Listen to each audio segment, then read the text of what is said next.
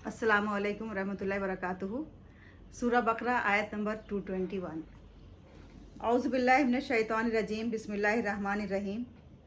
वला तनकिहुल मुश्रिकाति हत्ता युमिन्ना वला अमतुन मुमिनतुन खैरुम मिन मुश्रिकतिन वलौ आजबतकुम वला तुनकिहुल मुश्रिकीना हत्ता युमिनु वला अब्दुन मुमिनुन खैरुम मिन मुश्रिकिन वलौ आजबकुम उलाइका यदऊना इलन नार वल्लाहु यदऊ इलल जन्नति वल मग़फ़िरति बिइज़्निहि व युबय्यिनु आयातिहि लिन्नासि लअल्लहुम यतज़क्करून।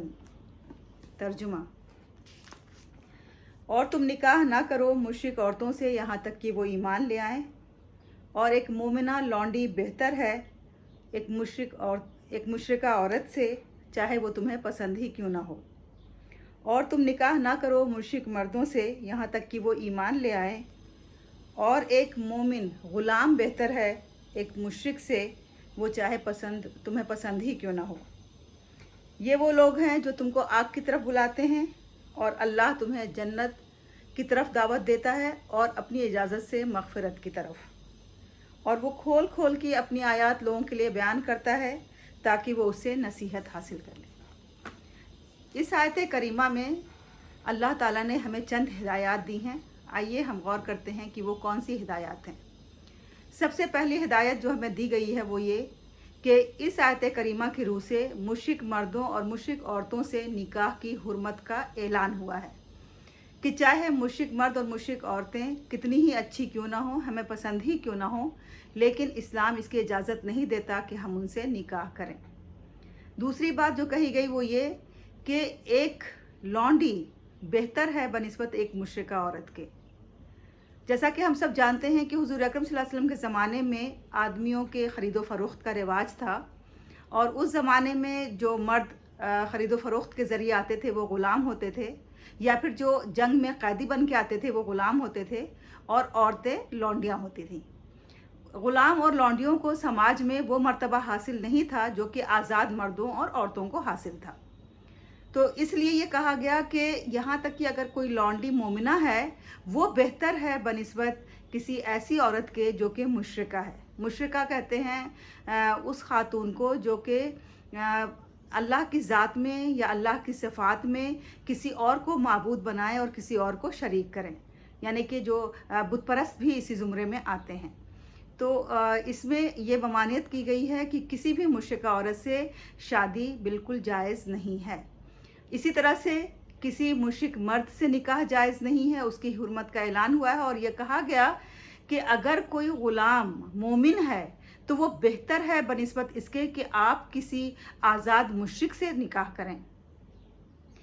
अब्दुल्ला बिन रवाहा रज़ियल्लाहु अन्हु एक बार हुज़ूर अकरम सल्लल्लाहु अलैहि वसल्लम के पास आए और उन्होंने अर्ज़ किया कि ऐ अल्लाह के रसूल, मेरे पास एक सियाह फॉर्म लौंडी है जिसको कि मैंने एक तमाचा मार दिया और अब मुझे बहुत अफसोस हो रहा है इस पर। तो आप सल्लल्लाहु अलैहि वसल्लम ने कहा कि वो कैसी है? तो उन्होंने कहा कि वो तो अल्लाह को मानती है, अल्लाह पे उसका अक़ीदा है, और वो नमाज भी पढ़ती है, सम सलात की पाबंद भी है, और वज़ू भी अच्छी तरीके से करती है। तो उन्होंने ख़ुद ये कहा। तो फिर आप सल्लल्लाहु अलैहि वसल्लम ने कहा कि अरे ये तो मोमिना है। तो उन्होंने ख़ुद ये कहा कि मैं उसको आज़ाद करके उससे निकाह कर लूँगा। तो आप सल्लल्लाहु अलैहि वसल्लम ने हामी भरी और फिर उन्होंने उससे अपनी लौंडी को आज़ाद करके और उससे उन्होंने निकाह कर लिया। दीगर मुसलमानों ने इस पे एतराज़ात किए क्योंकि उनकी ये ख्वाहिश थी कि उनकी शादी अपने हसब नसब के हिसाब से जो खातून हो उन्हीं से कर दी जाए, चाहे वो मुश्रिका ही क्यों ना हो। लेकिन उस पर यह आयत करीमा नाजिल हुई कि मुश्रिका औरतों से निकाह बिल्कुल जायज़ नहीं है, और एक लौंडी बेहतर है बनिस्बत इस पर कि आप किसी मुश्रिका औरत से निकाह करें। हुज़ूर अकरम सल्लल्लाहु अलैहि वसल्लम ने फरमाया है कि औरतों से 4 चीज़ों के लिए निकाह किया जाए। एक तो उनकी खूबसूरती के लिए, एक तो उनके हसब व नसब के लिए, उनके माल के लिए और उनकी दीनदारी के लिए। लेकिन इनमें सबसे ज़्यादा जो तरजीह देना है वो है एक दीनदारी खातून के लिए, कि अगर उसके अंदर दीनदारी है तो वो पूरे घर को जन्नत बना सकती है। और बाकी रही बात दौलत की, हसब व नसब की, खूबसूरती की, तो ये सब चीज़ें इंसान को मग़रूर बना देती हैं। इस आयत करीमा में ये भी कहा गया कि ये सब लोग तुमको आग की तरफ बुलाते हैं। गौर करने की बात यह है कि ये बात क्यों कही गई وہ اس لیے کہی گئی کیونکہ بسا اوقات ایسا ہوتا ہے کہ ہم جب کسی کو پسند کرتے ہیں یا کسی سے ہمارا دلی لگاؤ ہو جاتا ہے اور ہم اس جذبات سے مجبور ہو کر کے ہم کسی مشرک سے نکاح کر لیتے ہیں، تو ہم بہت سے کام صرف اس لیے کرنے لگتے ہیں تاکہ ہم سے جس سے ہمارا لگاؤ ہے، جس سے ہم محبت کرتے ہیں، اس کی دل شکنی نہ ہونے پائے، اس کا دل رکھنے کے لیے، اس کے جذبات کا خیال رکھنے کے لیے ہم بہت سے ایسے کام کرتے ہیں جو ہمارے عقیدے کے خلاف ہوتا ہے، اور اس طرح ہم جہنم کی طرف جاتے ہیں۔ اس لیے اللہ تعالیٰ نے اس کی جڑ ہی کاٹ دی تاکہ ایسی کوئی نوبت ہی نہ آئے کہ ہم کسی مشرکہ سے نکاح کر کے اس مخمصے میں پڑ جائیں کہ ہم یہ کام کریں یا نہ کریں، اور ہم ان کے جذبات کا خیال رکھیں یا اپنے عقیدے کا خیال رکھیں۔ تو اس وجہ سے یہاں یہ بات کہی گی کہ وہ سب لوگ تمہیں آگ کی طرف بلاتے ہیں، وہ چاہے تمہیں کتنے بھی اچھے کیوں نہ لگیں، چاہے اس سے آپ کا دلی لگاؤ ہی کیوں نہ ہو جائے، چاہے آپ کو اس سے عشق اور محبت ہی کیوں نہ ہو جائے، لیکن ہمیں اس آیت کریمہ کی روح سے ان سے احتراز کرنا ہے، اور کہیں بھی اس کا جواز نہیں ہے کہ ہم انہیں اپنے نکاح میں لے لیں یا پھر ہم ان سے شادی کر لیں۔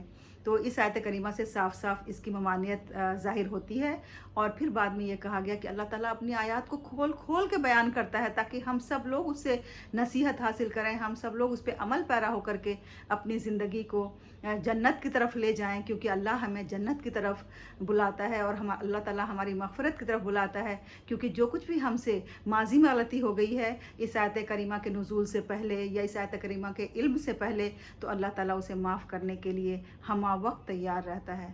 اللہ تعالیٰ سے دعا ہے کہ اللہ تعالیٰ ہمیں ان آیات کے احکامات پہ عمل پیرا ہونے کی توفیق دے، اور جزاک اللہ فی دارین خیرہ۔